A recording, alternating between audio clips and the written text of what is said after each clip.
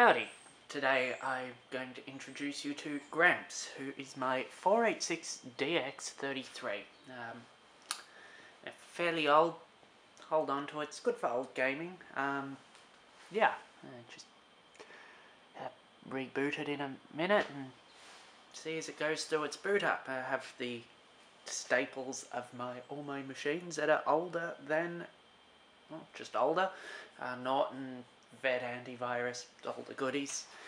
Yeah, I will change this and bring it in, whoops, here. No, now focus is out again. And still out. Nah, we'll go manual focus. There we go.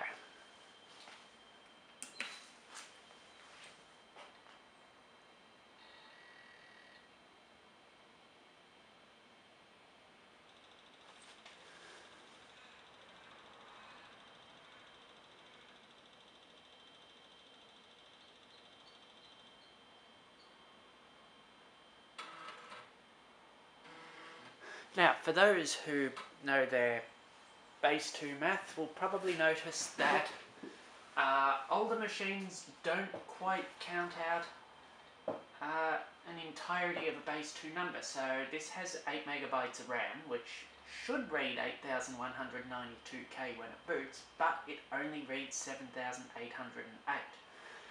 That's got a lot to do with, well, we still wear a bit of it today. The original architecture of the very first IBM 5150 PC, which has a 384 kilobyte hole between 640K and 1 meg for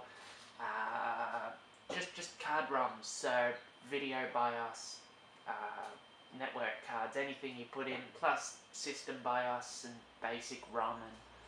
So yeah, there's a hole there, and any old machine or any modern machine running in real mode has a hole there between 640 and 1024, and you know, we wear that to this day.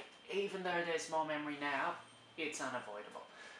Right, so we have booted, it's done its thing. Just old DOS machine, 6.22. Forget how big the disk is, that I will check. Disk is about 320 meg. Didn't want to check it, so I don't want to run the scan disk. Scan disk doesn't tell you how big your disk is. So got all the old DOSy machine stuff, Windows.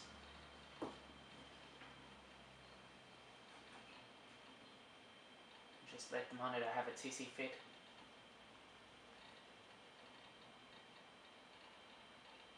Finish starting, clickety clickety. Sadly, it does actually boot faster than my regular PC inside. For all that speed you get with computers, they seem to get more bloated too. People who have been using computers a while recognise the much older versions of the Windows tools. Another Office Suite. Fire up Word. Before the ribbon, everything's that giant toolbar. Hello world. Well, these days it would be hello YouTube. There we go. No, I don't really want to save that. So we've got all the for work groups. Don't have a network card in here yet. A lot of these things would still run on the modern Windows if you have a 32-bit machine, not a 64-bit machine. I'll speed disk it just like I did with the Windows 95 machine, and then we will get into the hardware in it. I think that's it. Yes. Okay, I want to do that.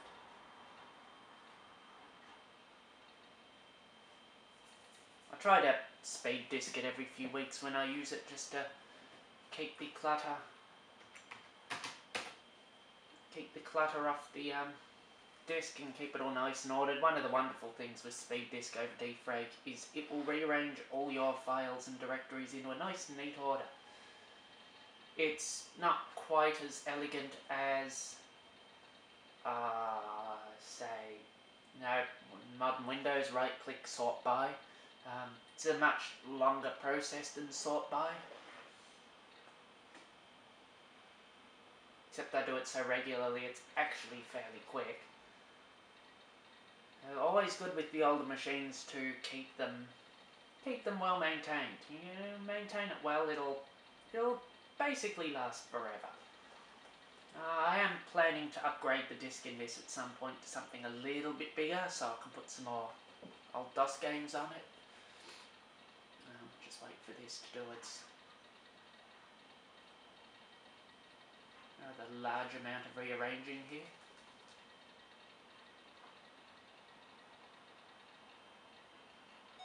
There we go, done. Okay, so now everything's in this nice, neat order. Really cool app for DOS is this one generates fractals. Funnily enough, no more powerful the machine, the faster it generates them. 486DX33s. Not the fastest. Main menu. Let's just go with that. And it's generated. I won't do a high-res one, or we'll be sitting here for the next half an hour. Right, let's get inside it. I'll set this back to autofocus. Get this off here. Right, so 3.5, 5 1/4. It's not a 486 if it doesn't have a 5 1/4. I don't think I have a high-low panel on it. I do, it's just dead. I'll actually see if I've got one. Turbo light. Turbo is an odd one. When you turn off turbo, it basically just slows the system down to 8 megahertz, I believe. Should be 4.77 for an XT, but I think it treats it as a Turbo XT and goes to 8 rather than 33. It was a compatibility option to run older software designed for a slower system. I'm just poking my head in. No, I don't actually have a speed light. I might have one around. So, classic 486. Absolutely everything is off board. There's the 8 meg of RAM. The battery is toast. I've got to try and find a new battery for that. I don't have any work lights here yet, so it's a bit hard to see. It's had it. I've got to try and get it off this board. I'll probably replace any componentry around it that's shot. Old-fashioned P8, P9 connections. Left to right, I think it's 3.3 volts, 5 volts, 12 volts, triple ground. Then double ground. What's next? Power good, and 3 more 5 volt rails. These relied more on 5 volt rails than 12. So DX33. I'll see if I can zoom right in on that labeling. DX33. I do have a DX266 inside, but I think it's a bit grumpy because I've put it in here and absolutely nothing happened when I did it. So sound card. It's an advanced logic something. I wanted to put a sound blaster in here, but I don't have one, so I couldn't do it. Graphics card. It's a Trident. It's too dark to see. A Trident VLB, so it uses this extra connector that the 486s had. And basically, it's a bus connected directly to the CPU. Just to speed things up. Next is the all-in-one I/O card. So basically, this is the type of card that went on board in the Pentium. So hard drive, floppy drive, game port. 2 serial ports and a parallel port on board. Again, for hard drives to be faster, they go through the Visa local bus. Very few Pentium boards had that. PCI was faster and more standard. Up here, you got your BIOS and your keyboard controller. As the keyboard controller is the processor there, plus a processor inside the keyboard. Old PS2 keyboards used the same processor as AT keyboards. It was just a different connector. Simplified things greatly. All ISA slots. Again, I've got to find myself an ISA network card in order to get network on this, and then route all the cabling around it. Could prove interesting. All jumper-based configuration. Jumpers a bit of a pain. And in here is the Seagate hard drive. You can't really see it because it's hiding under the floppy drive. What I might do is pop a... here we go. So, good old-fashioned... it's actually, I believe... No, this one's Seagate. My 386 has a Connor. Not that they exist anymore. So Seagate and Connor were pretty close in design at the time, because Connor was founded by a whole bunch of ex-Seagate people. Just they didn't like working for Seagate, I guess. So they went and formed a new company called Connor Peripherals. They eventually got absorbed back into Seagate, but not after giving Seagate a good run for their money. So power supply in here is rated for 200 watts. Like to see somebody try and run a 200 watt supply on a modern gaming rig.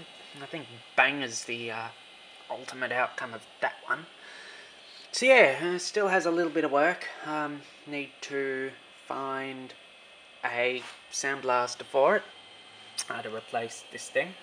I wanted the proper jumper configured sound blasters, something that really fits the vintage of old Gramps here. Couple of other things I want to find is try and find a DX2 for it, or whether I just keep it as a DX just for old-timey sake. And I need to replace that battery. It's sort of making a mess of the board around it. Let's go back to manual focus. Wrong way.